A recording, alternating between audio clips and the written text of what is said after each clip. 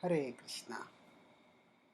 So today we will discuss the 10th canto of Srimad Bhagavatam, starting from the first verse of the first chapter of the 10th canto, and we'll discuss section by section the 10th canto in a series.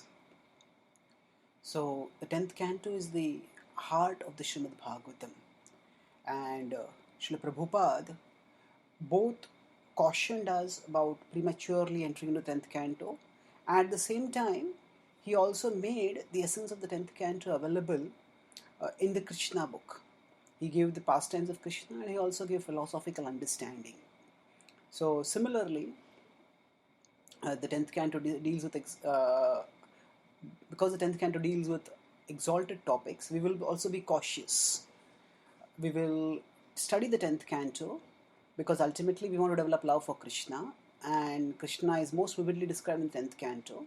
But just as Srila Prabhupada has given us his commentaries to understand the pastimes of Krishna properly, similarly the previous acharyas have given their commentaries by which we can understand the 10th canto with its supremely relishable Sanskrit verses, and also many of its points which may be misunderstood. So when we are studying the Shastra, especially the Guhya Shastra, like the Dasham Skanda of the Bhagavatam, with the support of the Acharyas, then we are protected. So in our tradition, the 10th canto has been repeatedly commented on by various Acharyas, and the commentaries are in different formats. Srila Sanatana Goswami has written the Vaishnava Toshani, and then after that, that was a commentary in the 10th canto. Then after that, the Chaitanya Manjusha, which is the first commentary on the full Bhagavatam within our tradition by Srinath Chakravarti. It is so there also he has got a 10th canto commentary. And the most famous among the Bhagavatam commentaries within our tradition is Vishwanath Chakra Thakur's Sarartha Darshini. And before that, of course, before our tradition's commentaries, there's the most well-known commentary of Sridhar Swami, which is also referred to by Sri Chaitanya Mahaprabhu. And he also, of course, is commented on the full Bhagavatam, including the 10th canto. And then Bhaktisiddhanta Thakur has commented on some sections. Bhaktivinoda Thakur has also written Bhagavatarka Marishimala, which is like a selected thematic study of the Bhagavatam. And Srila Prabhupada, of course, gave us commentaries till the 14th chapter. So this is one kind of exposition of the 10th canto. Another exposition is in the form of retelling of those pastimes, where it's without any translation commentary. It's a smooth flowing narrative. So Anand Vrindavan Champu, Gopal Champu are books which describe pastimes in that way. So they are basically stories. They give references sometimes to the Sanskrit verses, but primarily it's a flow. It's not that this is the verse, this is the Bhagavatam verse, and this is the commentary. Rather, the pastimes from the Bhagavatam as well as from the other Puranas and other sources wherever the pastimes are described, they are all integrated together. And Jiva Goswami, for example, and Gopal Champu gives further realizations and revelations and integrates it into a very smoothly flowing, extremely relishable narrative.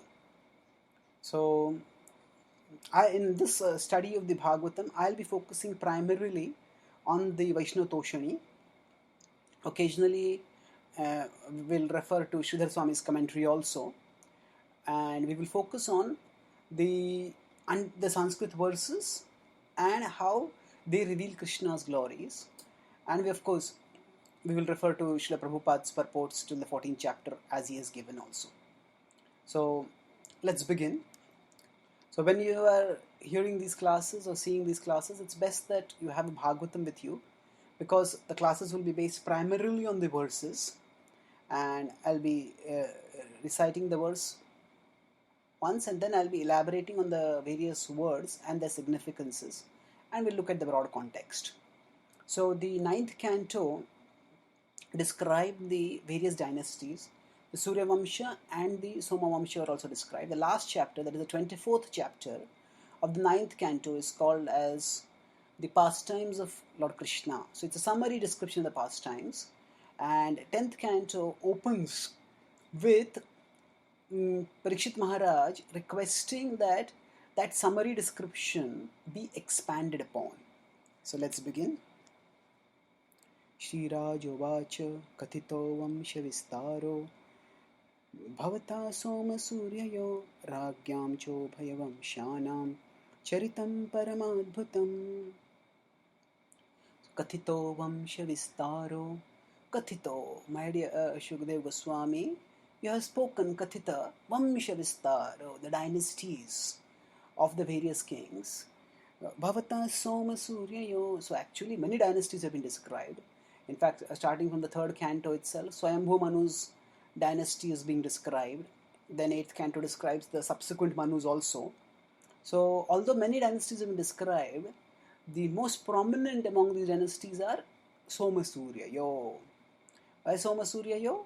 Because in these dynasties, the Supreme Lord appeared in his extremely sweet and Rasik avatars. So those are Krishna and Ram. Ram appeared as Raghuvamshi, Surya Yo, and Krishna is Chandravamshi, Somya. Now, normally the sun is considered to be brighter than the moon. But so if we are referring to, say, sources of light, then probably we will refer to Surya first and then Soma.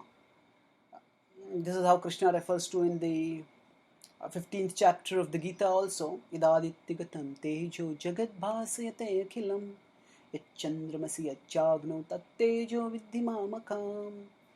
So he is saying that the various sources of illumination, they get their illumination from me. So first he mentions sun, then he mentions moon, and then he mentions fire. And this is of course in 15.13 and 15.12. And before that also in 15.6, when Krishna is talking about the spiritual world, how it is not illuminated by any external source of illumination, there also he mentions sun first. Natadbhasayate suryo na shashanko na pavakaha. First Surya and then Shashanka. Now then here, why is it that Soma Surya Yo? Why is it the moon mentioned before the sun? That is because among the various manifestations of the Lord, Krishna is the sweetest, Krishna is the highest, and Krishna appeared in the Soma Vamsha. So Soma Surya Yo.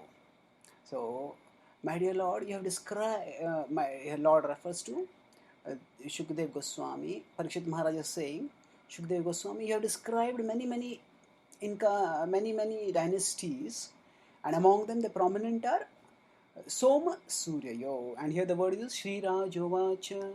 Shri Rajovacha, because he is king, but what kind of king? He is a very fortunate king, Shri. He is blessed with the topmost blessing of the goddess of fortune, that is the blessing of devotion. So his extraordinary devotion is indicated by Shri Rajovacha, just like Shri Bhagavan Uvacha. So Rajovacha, Shri Rajovacha it is said. Then Ragyam Chobhayavam Shanam Charitam Paramadbhutam Ragyam Chobhayavam Shanam. So there are many kings in this, and their charitam was Adbhutam, Paramadbhutam. So how was their charita Paramadbhuta? Actually, many of these kings, they have interacted in various ways with the Supreme Lord. The Pururava became attached, but even after he became attached, what happened eventually? He did yajna and he actually got darshan of Vishnu. So all these kings who are described in the Bhagavatam, there have been innumerable kings. But Shukdev Goswami is not a mundane historian, he is a spiritual historian. And he is describing pastimes which are in some way or the other connected with the Supreme Lord. So, especially the characteristics of those souls who are connected with the Supreme Lord, their characteristics are sublime and sublimating. They elevate us hearing and contemplating about them. So, Paramadbhutam. Now, the Soma Vamsha and the Chandra Vamsha, and the Surya Vamsha, Both of them have been described earlier.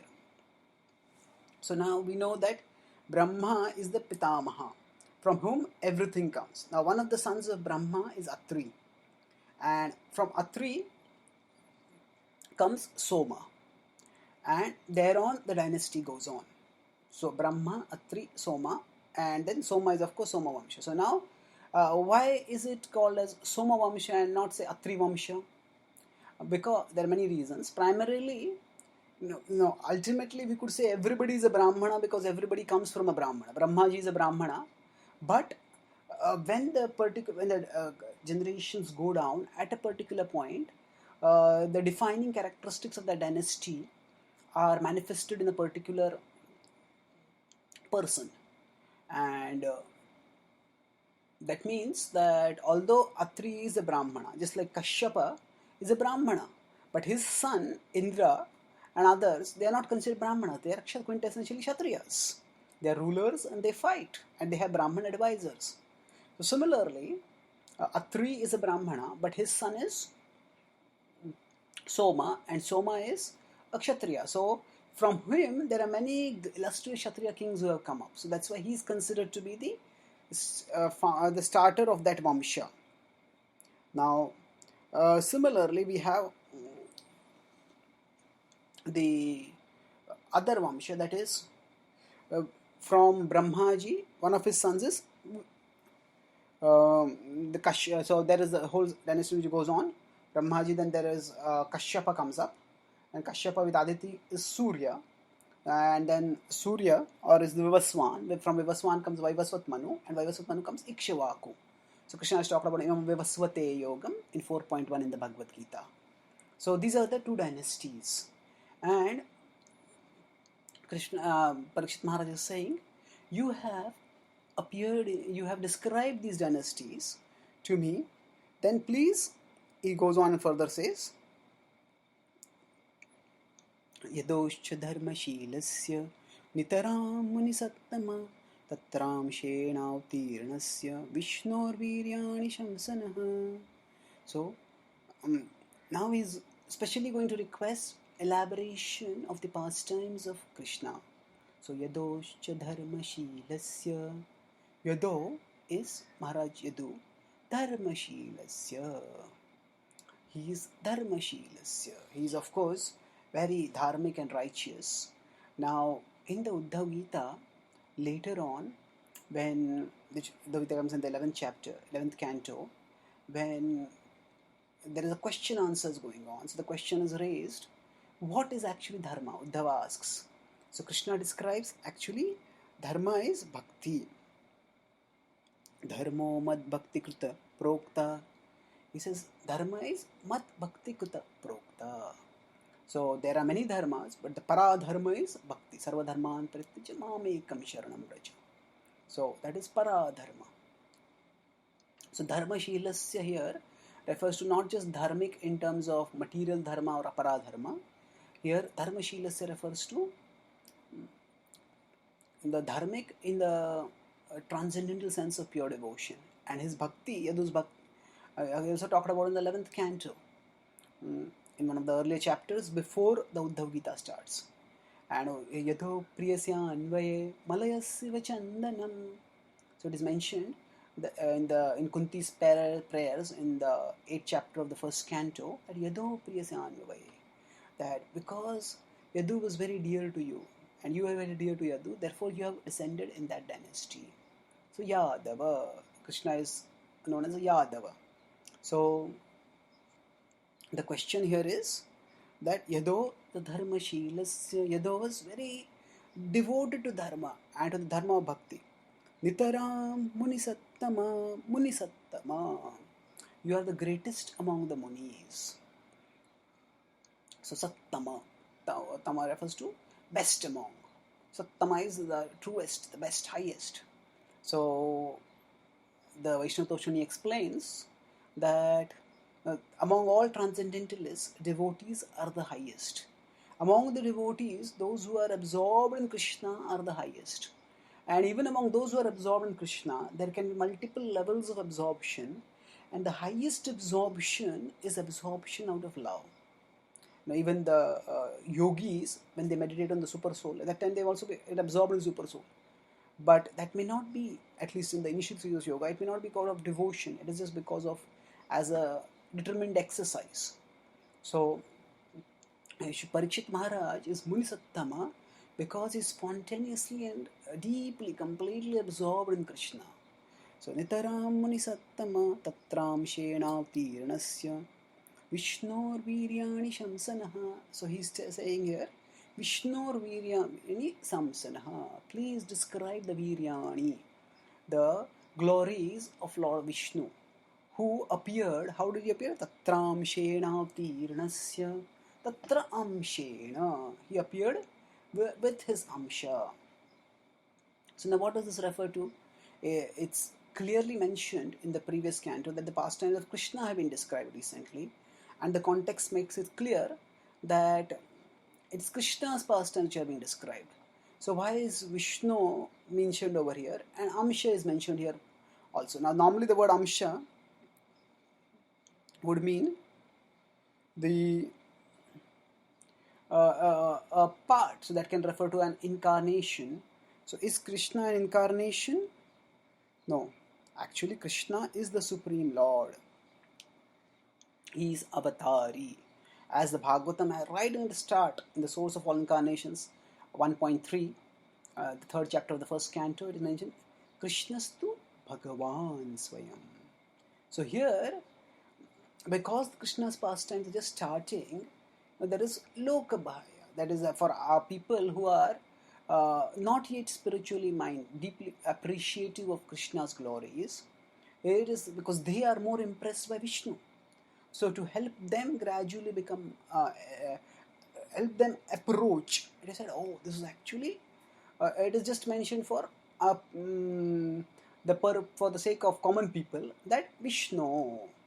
However, actually the Bhagavatam makes it very clear, and this is further illustrated in Brahma Samhita with many verses, how Ramadimurtishu kalanyamena tishtan nanavataram akarod bhuvaneshu kinto nanavataram Krishna swayam sambhavat parama pumanyo govindamadi purusham tamaham bhajami. So there are many incarnations. Ramadi, like Rama, Nana avataram akarod bhuvaneshu kintu Krishna swayam. But Krishna himself also descends on various occasions. So here the Vishnu Toshani explains that Amsha is used in the sense to just have a reference that is common to that is familiar to common people. And Naham Prakasha Sarvasya, the Bhagavad Gita also mentions 9.25 that Krishna's nature is not known to everyone. So for those who are not yet knowing Krishna, let them first get attracted to him thinking that he is Vishnu, and later on his glories will be revealed. So the question essentially is what? The question is, please describe the pastimes of that Lord Vishnu, that Lord who has appeared in Yadu Vamsha. So now you have described the pastimes of the descendants of the activities of the descendants of Yadu. Now please describe the pastimes of Krishna in detail. Now here the Vaishnav Toshani goes into quite a lot of detail, talking about various verses which establish how Krishna is ultimately transcendental, and he is the Swayam Bhagavan. Now, Avtirya Yadorvamsha Bhagavan Bhuta Bhavana Kritavan Yani Vishwatma Tanino Vadavistarat. So, Avtirya Yadorvamsha, that Lord appeared in Yaduvamsha. Bhagavan Bhuta Bhavana. He is the well-wisher, the protector, the benefactor of all living beings. Kritavan Yani Vishwatma. So, Bhuta Bhavana is the protector, Vishwatma. And he actually is the soul of all of existence. That means he pervades all of existence and he does good for all people. Tanino Vadavistarat. Vadavistarat. Please describe elaborately. So, the Vadavistarat is emphatic. In the previous chapter, you described in summary. Don't summarize. Please elaborate. Vada vistarat. So Parikshit Maharaj is very eager to hear Krishna's pastimes, and he glorifies Krishna. He's Bhuta Bhavana. He's Vishwatma. And so here he is describing in a very personal way, and his personal appreciation for Krishna and the role that Krishna has played in his life through directly in his life and through the role Krishna has played in the lives of his grandparents, his grandfather especially, his grandfathers, we can say, the Pandavas. That now he will describe. So Bhuta Bhavana Vishwatma, that Lord is the protector, benefactor of everyone. He'll say how that Lord is going to benedict everyone. So before he goes into a description of personal appreciation of the Lord's glories, personal appreciation means how the Lord has acted in his life. First he gives how Krishna-katha is universally beneficial. So that Krishna himself is beneficial, but his katha is also Krishna himself is the benefactor, protector, but even his katha has benedictory value. So that now it's a very famous verse which Srila Prabhupada quotes right at the start of the Krishna book. Nivrittatarshairupagiyamanad bhavaushadachrotra manobhiramad kauttama shloka gunanyuvadat uman virajyet vina pashuknath. So here in this verse, the Vaishnava Toshini gives a very beautiful analysis, first saying that the first three references refer to three different people. Nivritta Tarshair. The Nivritta Tarsha, Trishna is craving. So those who are freed from craving, or those who are Nivritta, those who are retired from craving for material things, they are actually liberated. Bondage is caused by our own desires to enjoy material things. And when we are freed from the desire for enjoying material things, we are liberated. Nivritta Tarshair Upagiyamanad is sung, relished. And then Bhavaushadach Shrotra Mano Biramat. So first category is those people who are liberated. And then second category is Bhavaushadach, that those who desire this as a medicine. So Bhava is material existence, which is miserable. Aushadhi is medicine. So those who understand that material existence is miserable and they want freedom from material existence, and for the sake of freedom from the miseries of material existence, they take this as a medicine. So Bhava Ushadaj. Then Shrotramano Bhiramat. And there are others who actually are not even aware of the miseries of material existence, or are not even aware that this world, that Krishna-katha is a medicine, but they are Shrotramano Bhiramat. They are actually desiring just pleasure for the ears and for the mind. They want to hear something sweet, they want to have something entertaining for their mind. So even for all these category of people, this is beneficial. Kauttama shloka gunanuvadat. Kauttama shloka. The Uttama shloka, that Lord was glorified by choice poetry, gunanuvadat. That is guna anuvadat. It's very, very sweet, relishable. Puman virajyet. So who is the person who will not relish this? Pina Pashugnath. The only person who will not relish it is a Pashugna, is an animal killer. So now, three categories of people are mentioned. Here, those who are liberated, they will relish Krishna-katha. Then those who want relief from miseries of material existence, they will also hear Krishna-katha, and for them it will be a medicine.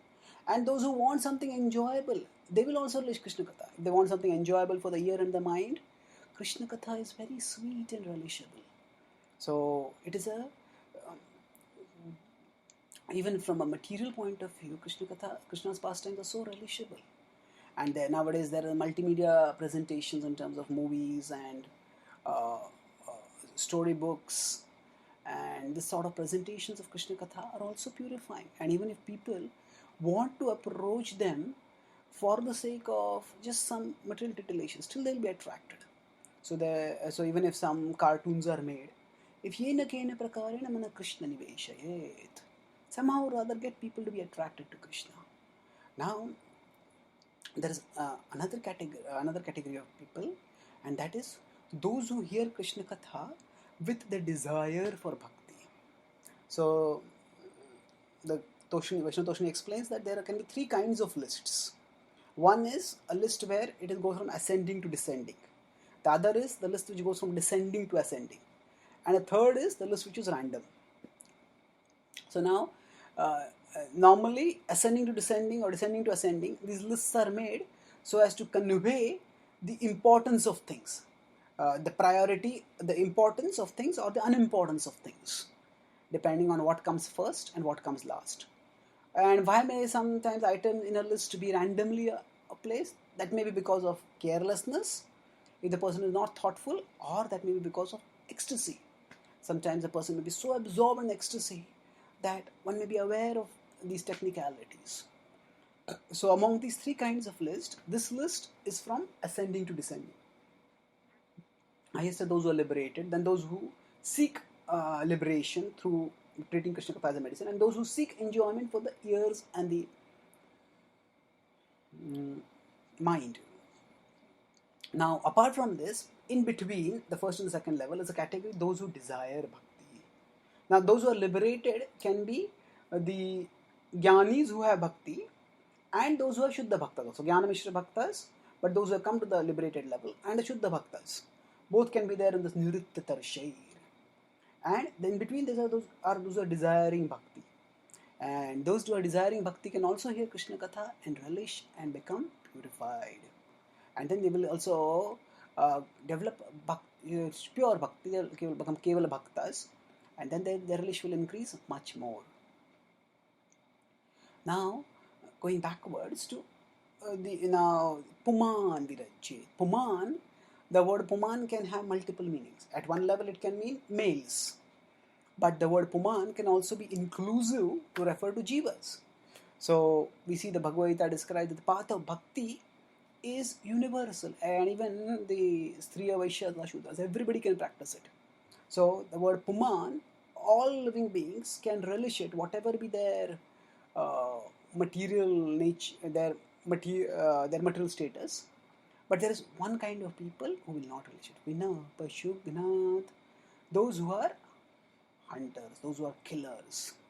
So, Pashu, Gnat. Now we know that there is a famous story which talks about how there are four kinds of people, and those different four kinds of people, they turn to different things, and they are given different blessings. So Rajaputra Chiram Jiva Ma Jiva Muniputraka Jiva Va Marava Sadho Vyadhama Jiva Ma Mara. So Rajaputra Chiram Jiva. So one who is enjoying a lot in this world, the blessing for that person is enjoy now. Live for a long time, because if you are going to do, while enjoying going to do sinful activities, you'll have to get the reactions for those sinful activities. So the sufferings are going to come, and let the sufferings be delayed. Chiram Jiva. Then Ma Jiva Muniputraka. The Muni, the sage, trains his son also to become austere like him. And therefore, he says that performing austerity, and you have to live a long life. At the end of the life, you will get the fruit of higher happiness. So if one dies now, then one will get that. So therefore, the idea is let everybody get happiness. That is the level at which this is talking about it. So because the ascetics will get the happiness in the next life, so let them die now. Then they will get happiness in the next life. Jivava marava sadho. But those who are sadhos, those who are devoted to the Supreme Lord, whether they are alive in this world or next world, it doesn't matter, because they are situated in Krishna and they are relishing Krishna. So in contrast, Vyadhama Jivama Mara. Vyadha is the hunter. So here it is Pashugnat. So this person is engaged in such a brutal activity, killing, murdering. It's a bloody brutal, gory activity, actually there's no happiness even in this life. And what to speak of the next? One is going to get the karmic reactions for whatever one is doing. And in that way, such a person, what is being talked about Vina Pashugnat, a person who is completely at a very gross level where one is covered over by the modes, especially killing animals and delighting in the killing of animals, is actually a tamasic activity. And those who are engaged in those tamasic activities, they cannot easily get taste for Krishna-katha. So that is the idea of this verse, that Krishna-katha is relatable for everyone. Those who are liberated, those who are seeking liberation, and those who are even seeking enjoyment. But if they are seeking enjoyment in sattvic ways, then Krishna-katha offers relishable enjoyment. So here he is telling, Parikshit Maharaj is saying that if you speak this Krishna-katha, it will benefit all kinds of people. So various kinds of people. So therefore, please speak this Krishna-katha. That is the essential message. So in this way, Parikshit Maharaj is building up the background, and we'll continue further discussion in our next class. Thank you. Hare Krishna.